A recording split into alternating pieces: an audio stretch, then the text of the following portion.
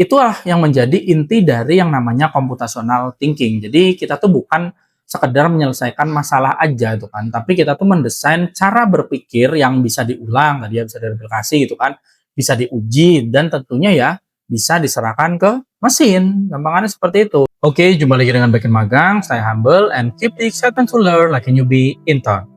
Oke, di video kali ini tuh saya pengen bahas kenapa sih ada banyak orang yang cenderung pintar gitu kan, tapi kok gagal jadi programmer gitu loh. Apalagi ya jadi sampai software engineer gitu. Masalahnya itu sebenarnya bukan di IQ, tapi di cara berpikirnya. Jadi gini, teman-teman tahu nggak? Sebagai seorang senior software engineer gitu kan, dan juga saya udah sering interview orang gitu kan untuk jadi tim saya, terus juga saya udah sering melakukan mentoring juga, baik mentoring pribadi, mentoring di bootcamp gitu kan, bootcamp yang saya bikin, terus juga kayak ke kampus-kampus gitu kan. Nah, saya tuh udah banyak lihat orang yang sebenarnya dia tuh pintar gitu kan secara akademis, dia cepet nangkep gitu kan, ngerti teori, tapi gagal total gitu loh waktu belajar programming. Jadi mereka tuh bukan bodoh ya, seperti itu, tapi karena cara berpikir mereka tuh yang masih belum terstruktur. Nah, kita sering mikir kalau jadi programmer itu soal IQ tinggi gitu, soal logikanya mumpuni banget gitu, banyak orang yang berpikir seperti itu. Padahal kalau cara mikirnya itu masih acak, ya mau IQ setinggi apapun gitu kan, ya nggak akan nyelamatin teman-teman gitu ya, dari ya error pertamanya gitu loh. Dan di video ini saya bakal tunjukin kenapa banyak orang yang sebenarnya tadi pintar gitu kan, tapi justru kesulitan nih ketika mulai belajar programming untuk menjadi seorang programmer gitu kan. Jadi saya bakal bahas nih dalam 4 pembahasan lah kira-kira seperti itu, dan tentunya saya juga bakal kasih contoh logika sederhananya lah yang bakal bikin teman-teman tuh bisa sadar gitu. Mana sih yang tadi disebut sebagai pemikiran yang terstruktur. Jadi gimana pembahasannya, simak video ini sampai habis, dan biar kita cincong, kita langsung aja let's get it on. Please like, share, comment, and subscribe.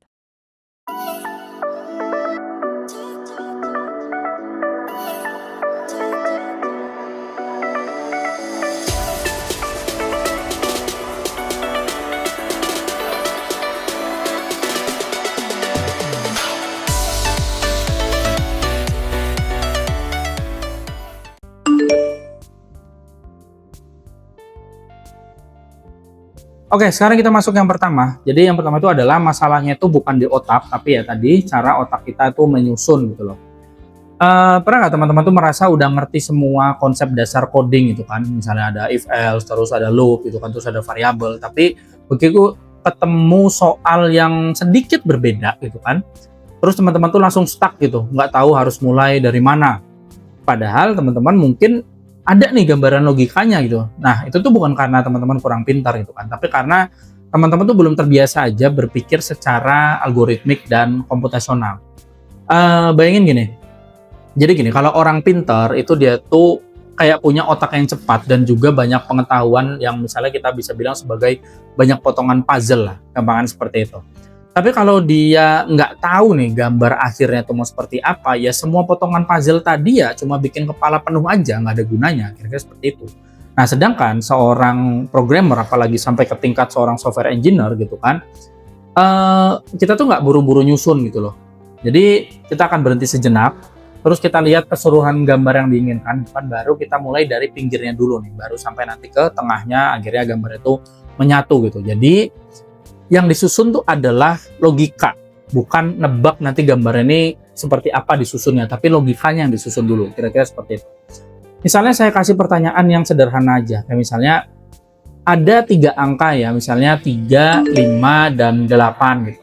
Nah, cari nih, mana yang paling besar? Kebanyakan ya tentunya orang akan langsung jawab, ya 8 gitu, yang paling besar. Betul, 8 paling besar. Tapi seorang programmer itu nggak berhenti di situ, itu yang jadi masalah. Seorang programmer itu akan berpikir, akan mulai dengan menaruh data-data itu tadi 3, 5, dan 8 tadi itu dalam variabel, kayak misalnya A itu untuk variabel variabel A untuk angka 3, variabel B untuk angka 5, dan variabel C untuk angka 8. Baru kita susun logikanya, misalnya jika A lebih besar dari B dan A lebih besar dari C, maka yang terbesar adalah A.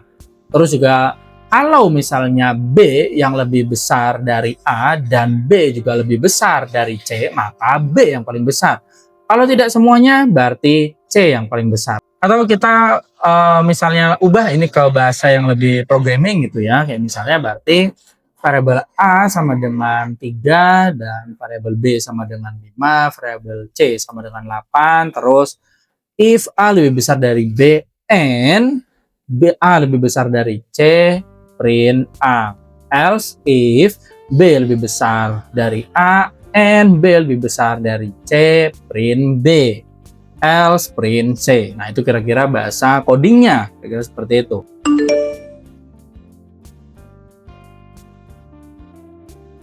Jadi untuk seorang programmer itu bukan soal hasilnya aja, tapi gimana cara berpikirnya itu tadi gitu loh. Yaitu ya tadi sistematis, terus bisa direplikasi tentunya, dan bisa diajarkan kemana? Ke mesin. Itu yang jadi masalah. Nah, seperti itu. Misal saya kasih contoh lagi ya, contoh yang saya pakai nih waktu saya lagi mentoring seorang yang mau jadi engineer lah. Jadi gini, misalnya kita punya daftar transaksi harian kayak misalnya 100, minus 150, terus berapa lagi enaknya? Min 200, terus 300 lah, misalnya seperti itu. Jadi kalau misalnya angkanya positif itu berarti pemasukan, negatif itu pengeluaran. Nah, tugasnya cari berapa kali saldo yang tadi itu pernah turun di bawah 0, misalnya seperti itu. Nah, kebanyakan orang tuh bakal langsung nebak-nebak hasilnya, kayak misalnya mungkin 1 kali, mungkin 3 kali, mungkin 2 kali ya, misalnya seperti itu. Jadi kebanyakan orang-orang tuh cuma mencoba untuk apa ya, misalnya itu mengingat angka lah, gampangnya seperti itu, mengingat angka, bukan menyusun logikanya. Itu yang jadi problem gitu loh. Kalau misalnya tadi sebagai seorang programmer ya, karena gini, komputer itu kan dia tuh butuh alur berpikir yang benar-benar eksplisit gitu loh, bukan tebak-tebakan gitu loh. Jadi seorang programmer tuh akan berpikir begini ya, tadi misalnya dari yang udah saya contohin tadi, yang udah saya sebut, berarti kan di situ kita butuh variabel untuk menampung saldonya, jadi untuk melacak perubahannya itu gitu kan. Terus kita butuh hitung setiap kali saldonya itu jadi di bawah 0 gitu kan, sesuai ya pertanyaannya tadi. Terus tentunya dari beberapa saldo tadi, berarti ada banyak saldo yang masuk ataupun keluar tadi gitu kan, berarti kan kita butuh suatu hal yang berulang, perulangan atau looping gitu untuk melewati semua transaksi itu tadi. Jadi kalau misalnya kita jadikan itu dalam satu logika yang bisa diterima sama mesin, sama komputer, berarti kan kita mulai buat ya tadi misalnya kita taruh jadi variabel transaction yang dia itu tipenya array gitu kan.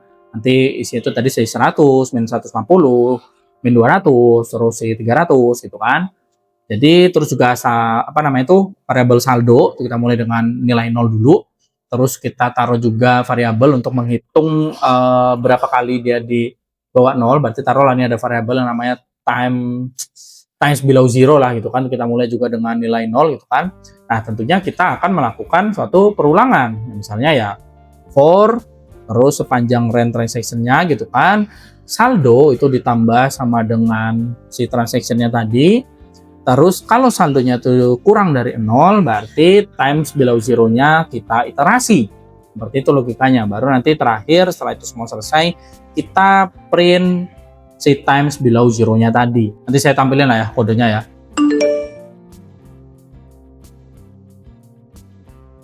Nah, bedanya apa di sini gitu kan? Kebanyakan ya tadi orang itu berusaha mengingat dan membayangkan pola angkanya aja gitu loh.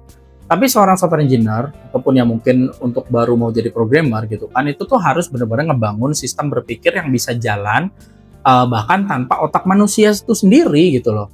Dan itulah yang menjadi inti dari yang namanya computational thinking. Jadi kita tuh bukan sekedar menyelesaikan masalah aja gitu kan, tapi kita tuh mendesain cara berpikir yang bisa diulang, tadi ya bisa direplikasi gitu kan, bisa diuji, dan tentunya ya bisa diserahkan ke mesin. Gampangannya seperti itu. Jadi orang yang pintar itu bisa menyelesaikan masalah, tapi yang namanya seorang programmer, apalagi mau jadi seorang software engineer seperti saya itu kan, itu harus bisa bikin sistem yang menyelesaikan masalah bahkan tanpa kita nih sebagai manusia itu harus berpikir sekali lagi, kira-kira seperti itu.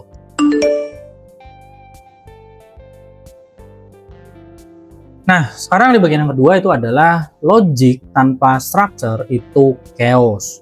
Jadi gini, banyak orang yang mungkin kita lihat itu dia itu jago banget logika gitu kan, pinter logikanya gitu kan.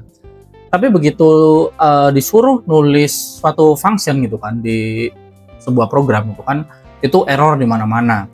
Kenapa? Ya karena mereka tuh lupa kalau mesin itu bukan manusia gitu loh. Mesin itu butuh instruksi ya tadi yang udah saya jelaskan itu harus eksplisit gitu loh.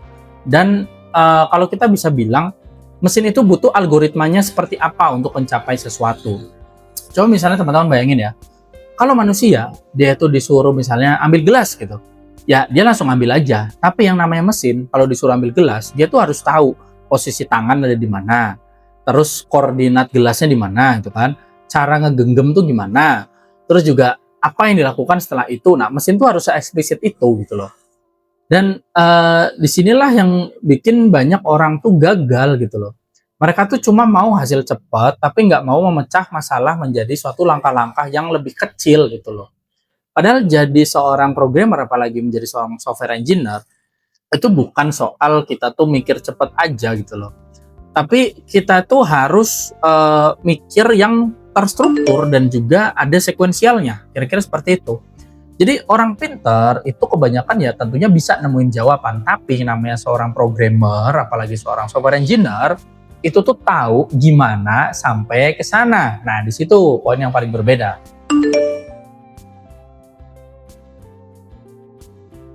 Nah, yang ketiga itu adalah mental model seorang engineer. Jadi gini, saya pernah mentoring ya seorang mahasiswa yang dia tuh ya IQ-nya cukup tinggi gitu kan. Terus dia di kuliah juga IPK-nya cum laude. Intinya tuh dia jago matematika gitu kan, dia ngerti teori, terus ngerti ya teori programming gitu kan. Tapi dia tuh frustasi ketika apa? Ketika melakukan debug gitu loh, ketika ada error debug itu dia stres gitu loh. Nah, itu tuh bukan karena dia nggak ngerti sintak bahkan gitu loh, tapi karena dia tuh nggak punya mental model tentang sistem itu sendiri gitu loh. Sederhananya seorang programmer, apalagi sampai seorang software engineer gitu kan, itu selalu berpikir dalam 3 tahapan, 3 lapisan lah kawan, seperti itu. Jadi misalnya itu dimulai dari input, jadi apa nih yang kita punya, terus kan prosesnya gimana, itu bagaimana kita olahnya kan. Terus juga outputnya tentunya apa sih yang diinginkan, kira-kira seperti itu. Dan biasanya ini harusnya kalau teman-teman yang di jurusan IPA mungkin ya itu tentunya sering ketemu itu, sering dipakai sama guru fisika itu kan, misalnya diketahui itu kan, terus ditanyakan ya seperti itu. Ya mirip-mirip lah kan. Cuma ya tadi masalah proses ya tinggal disesuaikan aja. Cuma ya banyak yang lupa sama metode itu gitu loh. Banyak yang nggak nerapin metode simple itu gitu. Dan masalahnya itu kenapa? Masalahnya itu karena kebanyakan orang tuh cuma pengen fokus di hasilnya aja gitu loh, bukan di proses ya tadi ngebangun logika, terus memproses logikanya sampai akhirnya dapat hasil akhirnya, kira-kira seperti itu. Jadi gampangnya itu mereka itu skip proses cara berpikirnya dan itu problem banget gitu loh. Contoh kecil gini ya, misalkan berapa jumlah angka ganjil dari 1 sampai 10 misalnya. Ya banyak orang yang langsung cepet jawab gitu kan, jawabannya 5. Ya gampang kan, yang 1 memang, terus 3, 5, 7, 9, ya gampang seperti itu. Tapi seorang programmer, apalagi seorang software engineer tuh nggak gitu loh. Bukan gitu caranya supaya mesin bisa mengerti. Ya tentunya kalau misalnya ada bilangan, kita pengen dapat hasil yang tadi gitu kan, 1 sampai 10 tadi, ya berarti kan kita akan melakukan sesuatu yang berulangan lagi gitu loh. Jadi mulai dari yang ke-1 sampai nanti, jadi ya anggaplah kita taruh suatu variabel, kita kasih inisiasi awal nilainya 1 itu kan, ya for i gitu kan, sama dengan 1 hingga i kurang dari sama dengan 10, terus kita lakukan iterasi pada variabel i. Gampang seperti itu, baru kita lakukan logikanya. Jika si i modulo 2-nya itu hasilnya 0, berarti dia genap, berarti yang selain itu dia ganjil, atau kita bisa persingkat if i modulo 2-nya itu tidak sama dengan 0, berarti dia ganjil. Gampang seperti itu. Berarti nanti ada variabel total yang kita inisiasi sebagai 0 dulu di awal, berarti di bagian if-nya tadi if i modulo 2-nya itu tidak sama dengan 0, berarti si total plus sama dengan 1, atau si total itu kita iterasikan nilainya, gampangannya seperti itu. Di situ baru nanti akhirnya kita cetaklah si nilai variabel total tadi ya. Nanti saya tampilin codingnya Pak.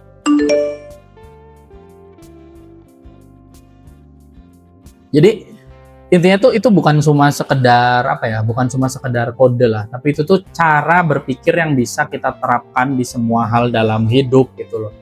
Jadi kita tuh belajar ngebangun sistem berpikir, bukan sekedar mencari hasil secara cepat. Jadi programmer itu bukan orang yang tahu banyak jawaban gitu loh, tapi programmer itu adalah orang yang tahu cara berpikir untuk nemuin jawabannya sendiri. Kira-kira seperti itu.